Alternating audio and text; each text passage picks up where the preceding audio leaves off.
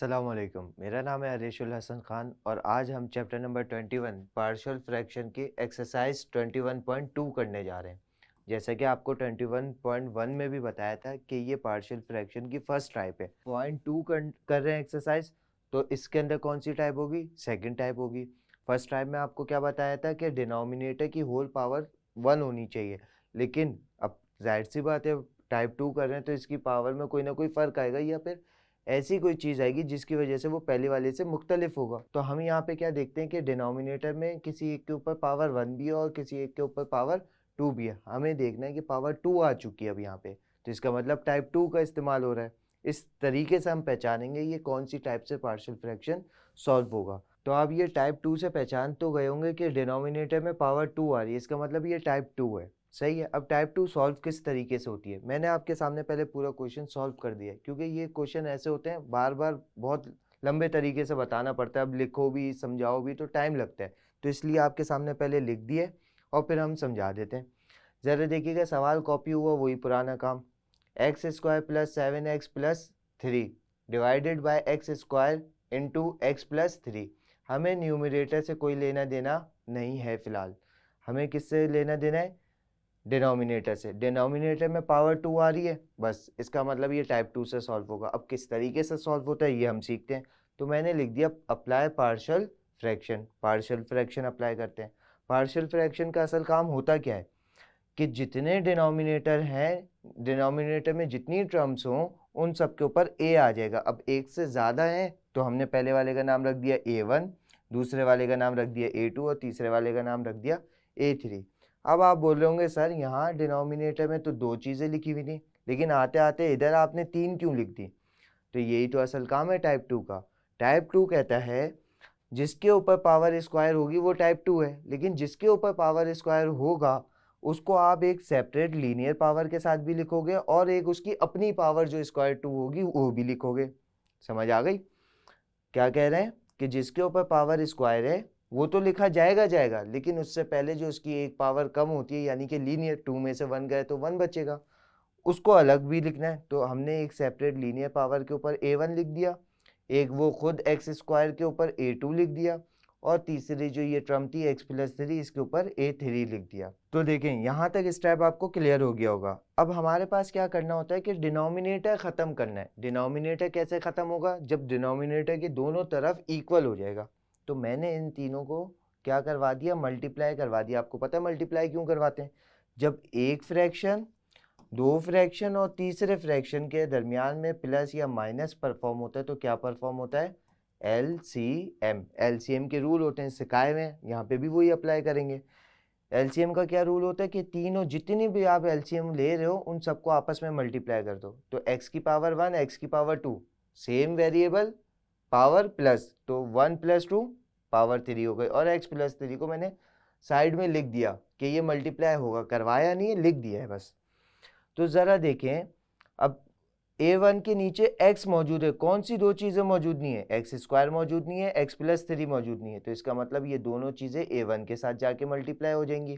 तो देखिए मैंने वही करवाया काम, प्लस A2 के नीचे जो चीज़ मौजूद होगी और जो नहीं होगी वो आके A2 के साथ मल्टीप्लाई हो जाएंगे, यानी कि x मौजूद नहीं था और x प्लस 3 मौजूद नहीं था। ये आ गया आपके सामने। ये देखिएगा A3 के नीचे क्या मौजूद था? x प्लस 3 मौजूद था, ये दोनों चीज़ें मौजूद नहीं थी, तो मैंने इन दोनों को ला के मल्टीप्लाई करवा दिया। क्लियर हो रहा है? तो अब हमारे पास यहाँ तक का तो काम समझ आ गया। अब क्या काम होना चाहिए? ज़रा देखें, इन तीनों के पास से कोई चीज़ कॉमन निकल ली है पूरी पूरी एक टर्म से। इसके पास भी x है, इसके पास भी एक x है और इसके पास भी एक से ज़्यादा x है, मतलब x तीनों के पास आ रहा है तो कॉमन निकल सकता है। तो मैंने नेक्स्ट स्टेप के अंदर क्या करा? कॉमन निकाल लिया यहाँ पे x। क्यों निकाला ये अभी आपको समझ आ जाएगा। तो अंदर बचा A1x, क्योंकि वहाँ दो थे, एक बाहर आ गया तो एक अंदर बचा, ब्रैकेट में x प्लस 3। A2 के पास सिर्फ एक ही x था, बाहर चला गया तो कुछ भी नहीं बचा। A3 के पास एक्स स्क्वायर अलग था और x अलग था, उसमें से एक x बाहर आ गया तो अंदर कितने बचे? 2 बचे। चलो भाई यहाँ तक का तो काम खत्म हो गया, ये ब्रैकेट बंद करना भूल गया था मैं। सही है। अब इस x को बाहर कॉमन निकाला क्यों, इसकी वजह अभी आपको समझ आएगी। ज़रा देखिए डिनोमिनेटर सेम सेम हो रहा है, x प्लस 3 से x प्लस 3 कैंसिल हो जाएगा। और क्या चीज़ें कैंसिल हो रही हैं? एक्स स्क्वायर से ये एक्स क्यूब है क्योंकि नीचे 3x मल्टीप्लाई हुए थे ना, 2x 1 और 1 1 1, तो ये एक्स क्यूब हो गया। एक्स स्क्वायर से एक्स स्क्वायर कैंसिल, 1x बचा, तो ये 1x इस वाले x से कैंसिल हो जाएगा क्योंकि ये यहाँ मल्टीप्लाई करा, वहां जाके क्या करेगा, डिवाइड। जब डिवाइड करेगा तो एक्स स्क्वायर के पास आके ही क्या करेगा, मल्टीप्लाई करेगा।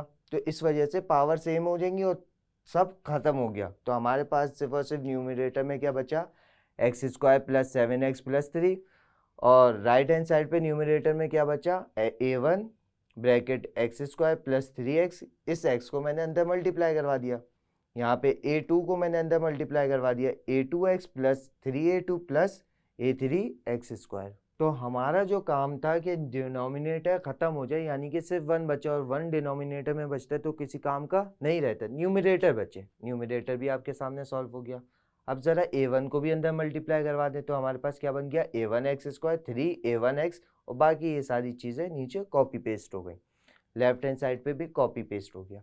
अब हमें क्या काम करना है, हमें करना है भाई सारी एक्स स्क्वायर वाली टर्म्स को एक जगह लिख दें। कौन कौन सी एक्स स्क्वायर वाली टर्म है, एक ये है और दूसरा ये a3x स्क्वायर देके मैंने पहले लिख दिया, 3a1x a2x, ये फिर मैंने बाद में ये लिख दिया।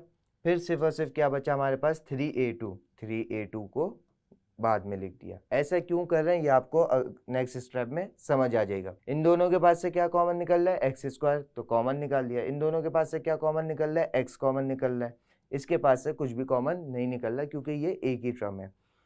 कॉमन इसको ऐसा काम करा क्यों है, ताकि हमारे पास हम इक्वेट करवा सकें लेफ्ट साइड को और राइट साइड को। देखिए लेफ्ट साइड पे भी एक्स स्क्वायर वाली टर्म है, इसके साथ कोफिशिएंट क्या लगा हुआ है, कुछ नहीं है तो 1, और यहाँ पे एक्स स्क्वायर के साथ क्या कोफिशिएंट है, a1 plus a3। Left side पे क्या कोफिशिएंट है एक्स के साथ, 7, और राइट साइड पे क्या एक्स के साथ कोफिशिएंट, 3a1 प्लस a2। फिर कांस्टेंट टर्म क्या है लेफ्ट साइड पे, प्लस 3, और राइट साइड पे क्या, 3a2। अब हम इक्वेट करवाएंगे कि लेफ्ट साइड की एक्स स्क्वायर वाली टर्म राइट साइड के एक्स स्क्वायर वाली टर्म के बराबर है, राइट साइड की एक्स टर्म लेफ्ट साइड के एक्स टर्म के बराबर है, और नॉन एक्स टर्म के बराबर है। तो मैंने ये लाइन लिख दी, by equating x square terms, x term and non x term. अच्छा, इसमें से पहचानना ये होगा कि पहले कौन सी निकालें। तो साफ सीधी सी बात यह है, एक साथ आप दो अननोन की वैल्यूज नहीं निकाल सकते, तो ऐसा ढूंढो इसमें से जो सिर्फ एक हो। वो कौन सा था, 3a2 को मैंने लेफ्ट साइड के 3 के बराबर रख दिया क्योंकि नॉन एक्स टर्म थी, बराबर रख दिया। यहाँ से 3 कैंसिल हो गया, 3 1 जा 3, 3 1 जा 3, तो a2 की क्या वैल्यू आ गई, 1। सही है, समझ आ गया भाई। 7x, अब x वाली टर्म के बराबर रख देंगे, तो 7 का x का कोफिशिएंट क्या है, 7, और राइट साइड पे x का कोफिशिएंट क्या है, 3a1 प्लस a2। यहाँ पे हम ये क्यों रख रहे हैं, क्योंकि हमें a2 की वैल्यू मिल चुकी है। हम इधर a2 की वैल्यू पुट करेंगे और हमारे पास a1 आ जाएगा, तो x से x कैंसिल हो जाएगा। यहाँ बचा 7, इधर बचा 3a1 प्लस a2 की क्या वैल्यू आई थी, 1, तो 1 रख दी। 1 इधर प्लस कर रहा था, राइट साइड पे जाएगा तो क्या करेगा, माइनस। 7 माइनस 1 6 बचा, और 3a1 मल्टीप्लाई कर रहा था। जब 3 उधर मल्टीप्लाई कर रहा है a1 से और इधर जगह चेंज करेगा तो क्या करेगा, डिवाइड, और डिवाइड करेगा तो कैसे सॉल्व होगा, 3 1 जा 3, 3 2 जा 6, तो a1 की वैल्यू क्या आ गई, 2। अब इसी तरीके से एक्स स्क्वायर वाली टर्म बराबर हो जाएंगी। तो एक्स स्क्वायर के साथ कुछ कोफिशिएंट नहीं था, 1 था, तो हमें मजीद परेशानी की ज़रूरत हुई नहीं। तो एक्स स्क्वायर से एक्स स्क्वायर कैंसिल हो गया। यहाँ पे क्या है, 1।